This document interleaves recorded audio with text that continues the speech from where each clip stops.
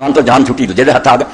اور پھر اپنے آپ تو میں آزادی ہے کہ کوئی آدمی اپنی من مرضی نہیں کر سکتا, نفسی خواہشات کا غلام نہیں ہو سکتا. اللہ کا فرما بردار لا یؤمن احدکم حتی یکون ہوا تبع لما دیتا. پیغمبر خدا علیہ السلام فرماتے کوئی مومن نہیں ہوندا جب تک اپنی مرضیاں چھڈ کے اس شاید ماتحت نہیں ہو جاتا جڑی میں رب کو لے گیا. اے تین غلامیاں ختم ہون گیاں اس دن آزادی دا سورج طلوع. صحیح معنی چ آزاد ادھر ملک ہوگا.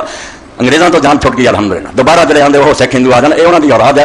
اے دن چاہیے کیا ٹکٹ لو تو جا کے سکھاں تے آباد ہو جاؤ, انہاں تیاں دیو تو اسے ملک وسو. کیوں پاکستان دی گڑی بیٹھے نہیں ہے ملک چنگا لگدا ہویا چلے جاؤ اوتھے کئی مسلمان لڑکیاں دے قابو ہن بھی دے دیو جا کے. حرامی ہو تسی اس نعمت دی ناشکری کر دے. غیراں دی غلامی تو آزادی, پھر اپنے تو بھی آزاد ہونا. اے بھی جڑے نا بندے بن کے رسول اللہ دے منہ چ کے اپنا قانون چلاوندے بھی طاغوت بالکل شیطان دے ایجنٹ. جدن انہاں دا تختہ اٹھا دے گا دین نافذ کرنے والے حکومت تے بن گئے اس دن دوسری آزادی ہو. اور پھر ہے کہ کوئی شخص اپنے نفس کی خاص کی پیروی نہیں کر سکا اللہ دے فرمان کی اطاعت. اے تین غلامیاں تو آزاد ہو کے پھر اسی کہہ سکیں کہ ہن لا الہ الا اللہ سوائے اللہ دا ہن کوئی حاکم نہیں ساڈا. اس تو غلامی تو آزادی.